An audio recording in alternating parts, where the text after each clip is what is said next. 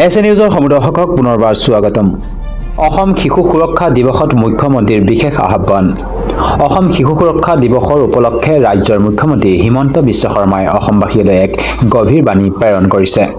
তেওঁ কৈছে, আমি আমাৰ কণমানি শিশুসকলৰ বাবে এক সুস্থ, সুৰক্ষিত আৰু সক্ষম পৰিৱেশ গঢ়ি তোলাৰ প্ৰতিশ্ৰুতিত অটল থাকিম।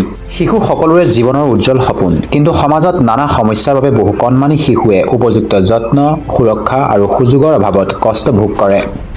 মুখ্যমন্ত্ৰীগৰাকীয়ে বিশেষভাৱে মামা ভাগিন সম্পৰ্কৰ উজ্জ্বল দৃষ্টান্ত দাঙি ধৰি কৈছে যে শিশুসকলৰ ভৱিষ্যত নিৰ্মাণত প্ৰতিগৰাকী ব্যক্তিয়ে মাতৃসুলভ স্নেহ আৰু অভিভাৱকসুলভ দায়িত্ব গ্ৰহণ কৰিব লাগিব।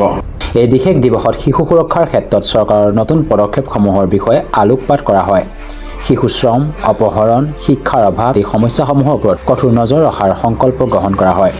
মুখ্যমন্ত্ৰীগৰাকীয়ে ৰাজ্যবাসীলৈ আহ্বান জনাই কয় যে শুধু চৰকাৰৰ চেষ্টা যথেষ্ট নহয়, সমাজৰ প্ৰতিজন ব্যক্তি, প্ৰতিটো পৰিয়াল, প্ৰতিজন অভিভাৱকে শিশুসকলৰ অধিকাৰ, সুৰক্ষা আৰু উজ্জ্বল ভৱিষ্যত নিশ্চিত কৰিবলৈ আগবাঢ়িব লাগিব।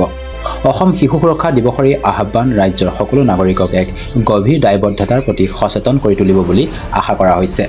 আজিলৈ ইমানেই, পুনৰ লগ পাম অন্য এক নতুন খবৰ তথা নতুন তথ্যৰ সৈতে। ধন্যবাদ।